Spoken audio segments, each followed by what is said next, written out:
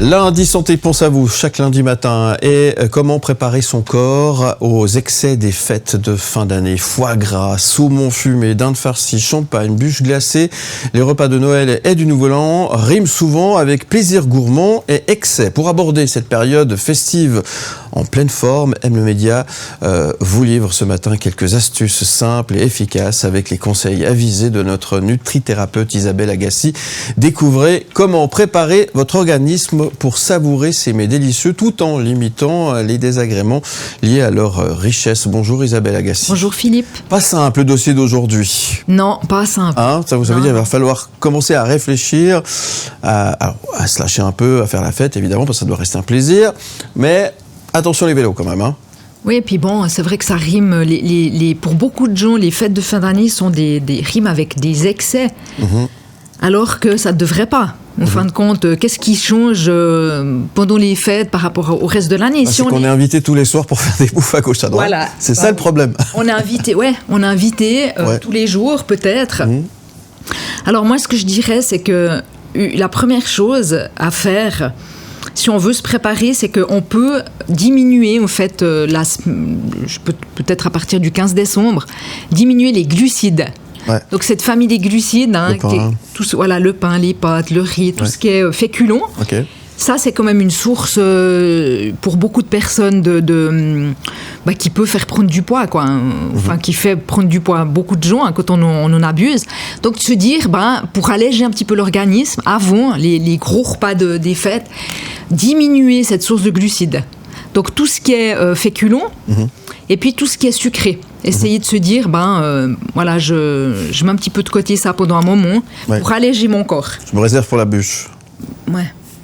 Après, de nouveau, si vous arrivez aux fêtes en vous disant, même s'il y a des repas chaque jour, mais en se disant, je vais manger selon mon besoin, c'est-à-dire que j'écoute de nouveau mes sensations alimentaires et puis je mange, on arrive au repas déjà en ayant faim, c'est très important parce que en arrivant au repas en ayant faim, votre corps il va brûler ce que vous lui donnez. Bien sûr. Donc là, il n'y a pas une notion de ce qu'il va y avoir à manger, qui est du saumon fumé, qui est du foie gras, du champagne. C'est égal du moment que vous n'absorbez pas plus que vous en avez besoin et puis que vous mangez avec la faim. Pas la gourmandise. Voilà, mais c'est bien qu'il y a quand même cette gourmandise parce que c'est bon les repas de fête. C'est embêtant, je vous l'ai dit, depuis le début, je vous dis, ça va être compliqué. Mais n'empêche que déjà en ayant ça dans l'esprit, toujours, j'arrive au repas en ayant faim et puis je me fais plaisir, mais je m'arrête sans être dans un abus où je sors de table, on est au trop plein, on est au mal. Déjà ça va vous aider. D'accord. Des petits trucs tout simples finalement. Et puis, je dirais aussi, par rapport à l'alcool aussi, c'est toujours ça. Alors ça, c'est des sources de calories énormes. Donc ne pas non plus abuser. Je vous dis pas de pas boire du champagne, de pas boire un verre, mais peut-être essayer de pas être dans l'excès avec cet alcool, parce que c'est des calories liquides qui se rajoutent.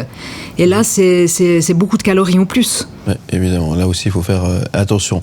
Donc, c'est bien de profiter, mais attention, préparez-vous préparez le terrain, quoi. Et puis, ce qu'on peut aussi faire, c'est que le lendemain des fêtes, c'est de se dire, je vais faire un jeûne intermittent, par exemple. C'est-à-dire que plutôt que de faire comme d'habitude mon petit-déj que je me réveille, je saute mon petit déjeuner, puis je passe au repas suivant. Donc, je prends le repas de midi, ou même de se dire, on rallonge un petit peu ce jeûne, et puis on prend que le repas du soir. On essaye d'alléger le repas, la journée suivante.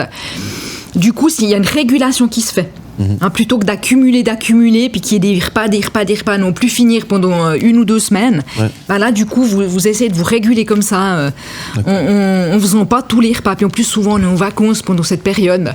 Donc, c'est plus facile aussi, peut-être, de... On peut faire une grasse matinée. C'est ça, vous vous levez plus tard, voilà. Tout à fait. Faire du sport aussi, essayer de bouger. Effectivement. Ça permet aussi d'éliminer. Merci pour ces bons conseils que vous retrouvez également sur kittekilo.com et sur isabelleagassi.com, votre blog qui est aussi là, qui répond à pas mal de questions évidemment. Tout à fait. On vous retrouve évidemment en podcast et en image sur le site mlemedia.ch avec tout simplement ces émissions et ces chroniques que vous retrouvez sur notre site internet. Et puis on se retrouve évidemment très bientôt pour de nouvelles aventures, ma chère Isabelle Agassi. Volontiers. À très bientôt. À bientôt. Où tu veux.